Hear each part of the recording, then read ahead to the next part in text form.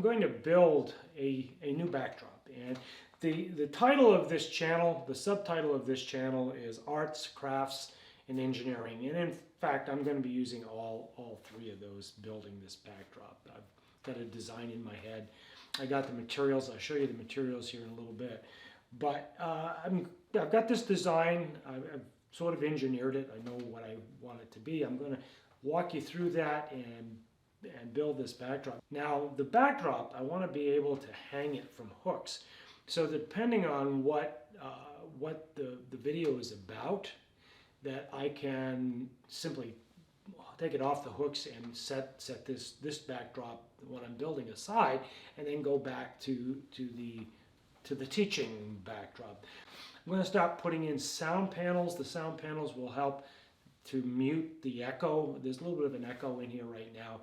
I didn't hang all my blankets for this because I got to work in here and build. I'm going to build this backdrop here, and by warming this thing up, it'll make a different statement for that kind of video, that kind of interview video that I want to do. So let's go ahead and get started on this.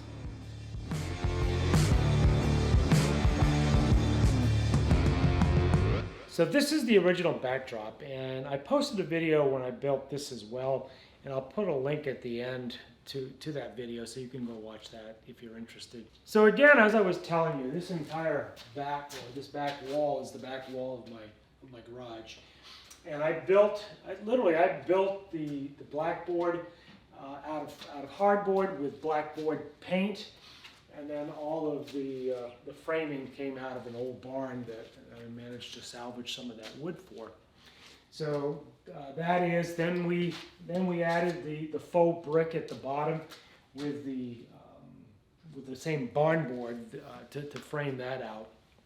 And again, this is pretty white. This is pretty stark. So it's great for lighting for cameras to do when you want that great reflection of light so that you can do the filming. But again, it's pretty stark. It's pretty industrial.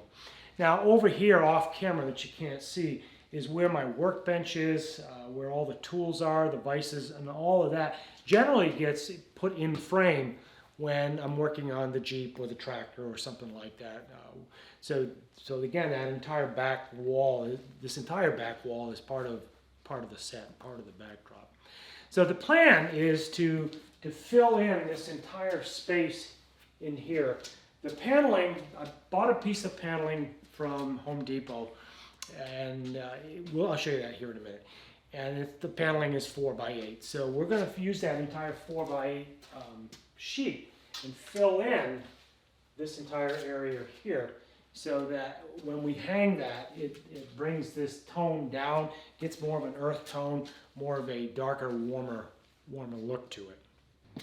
Now I bought this piece of paneling over at Home Depot, and it's a really dark sort of barn board look, which really kind of dovetails in very well with the brick and barn board that I initially designed for that original backdrop.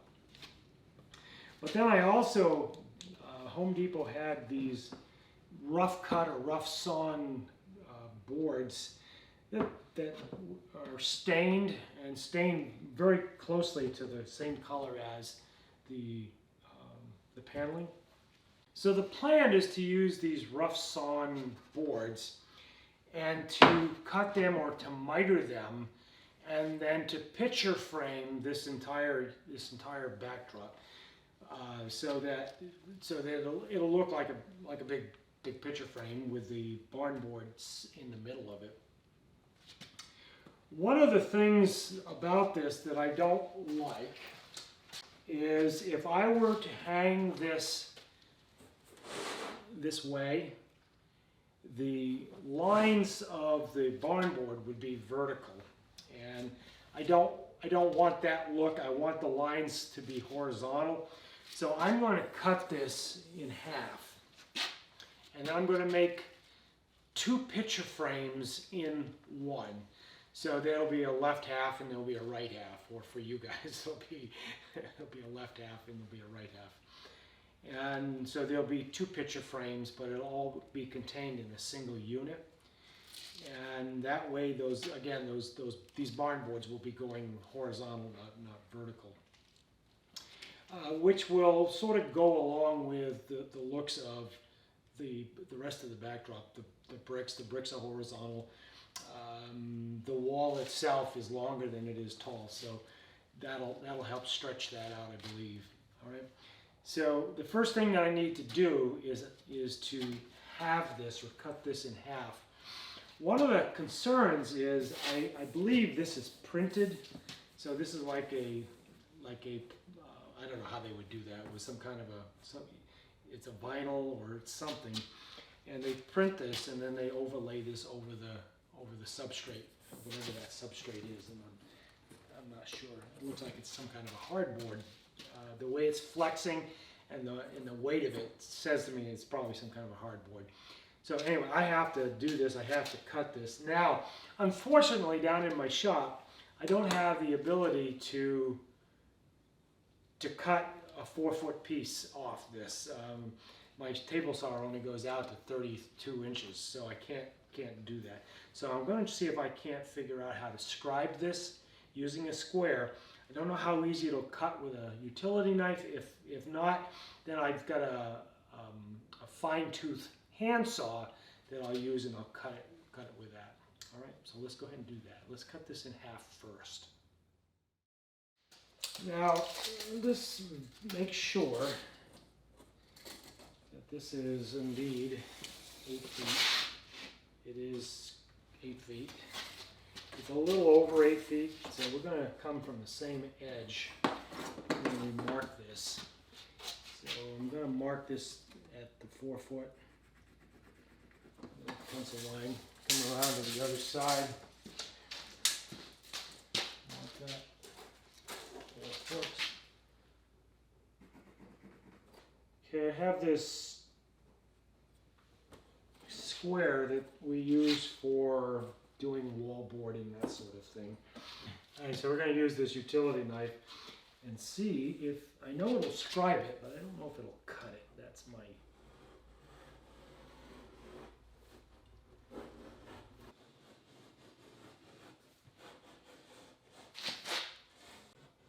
It is definitely some kind of a vinyl coating. Any of you know how this is done? Let me know.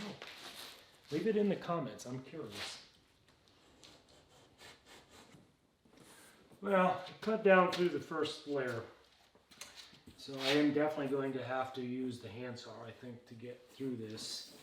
But at least by scribing it, I don't think I'm going to tear that vinyl when I saw it. So let's set up and do that.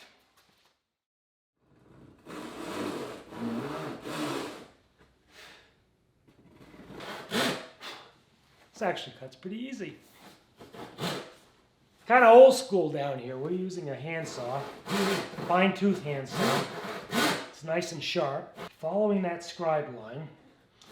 And fortunately, that scribe line is keeping the vinyl or the coating or the covering or the printing from chipping out or splitting.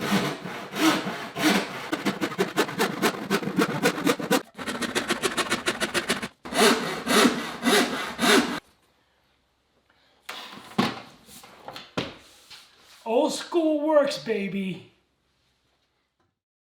So these boards that I bought from Home Depot, they're shiplap. So they have these really generous rabbets so that they can overlap, and then you can build a wall out of them or anything you want. Now, the nice thing about the rabbet is it's going to be the inside of the frame, so that when I put the paneling on the inside, there's enough of a reveal so I can overlap this on the rabbet. There's enough of a reveal that I can take strips of this when I cut it down, which I'll tell you about here in a minute, and I can staple down through it. And then by using both glue and staples, I can keep this thing together and nice and rigid.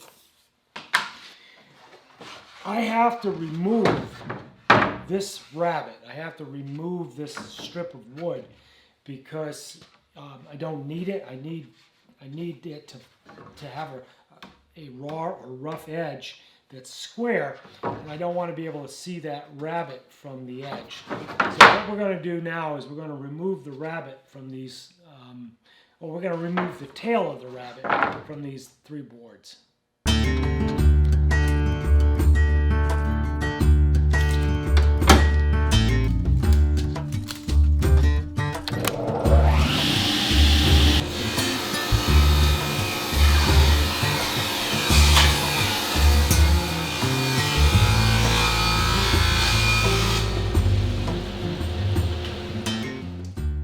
So that leaves the center upright, and I mentioned that I wanted to make 2 separate box frames that the paneling fits into. Now I need this center strip, this center upright. So again, I bought from Home Depot this board, same material, but it is a trim piece, so it doesn't have the shiplap, or it doesn't have the rabbet in it. So I'm going to have to rabbet both sides of this so that it matches the rabbet that's in these existing boards. I've already set the table saw up.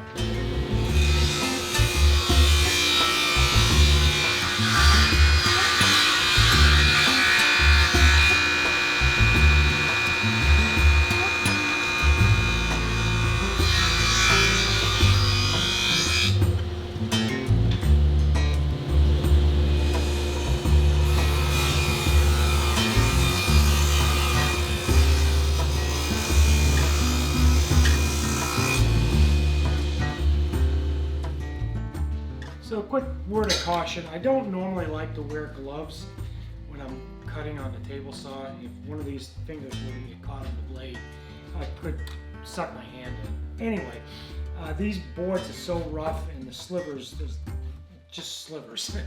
And so I did use my gloves on this. So before you go out and write all kinds of nasty notes, I understand I don't normally like to do this, and neither should you. All right, got the boards all milled up. Let's take them back up to the studio. I have a chop saw that we'll use to get the angles, and we'll glue and screw it together and see what we end up looking like. So let's head up to the studio.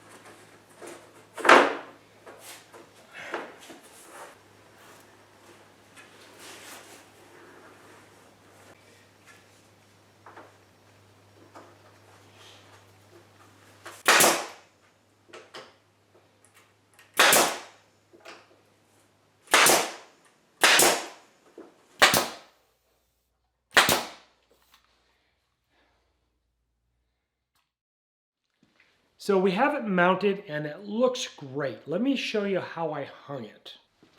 So I bought some thin black chain, and I have 2 contact points for hanging it. And what I did was, because this thing only weighs about 12-ish pounds, maybe 14, those 2 thin black chains were going to do just fine. So I used 4 screws. Down on the bottom, I simply put 2 screws through the chain, here and here, and then I put 2 more screws through the chain here and here, keeping it stretched taut. Because it's not that heavy, those 4 screws, 1 on each chain, is more than adequate to hold this thing up, to support the weight. Now the other thing I did is I screwed a bracket to the floor above, and then using turnbuckles, I was able to put a level across the top of this and then adjust those turnbuckles until I had this thing completely level. So I think it looks great, and I think it's going to make a great backdrop for those live streams and those music videos that I want to make, and for a lot of other possible uses as well. So if you enjoyed the video, give it a like, tag, share, subscribe, ring the bell, and I'll see you in the next one.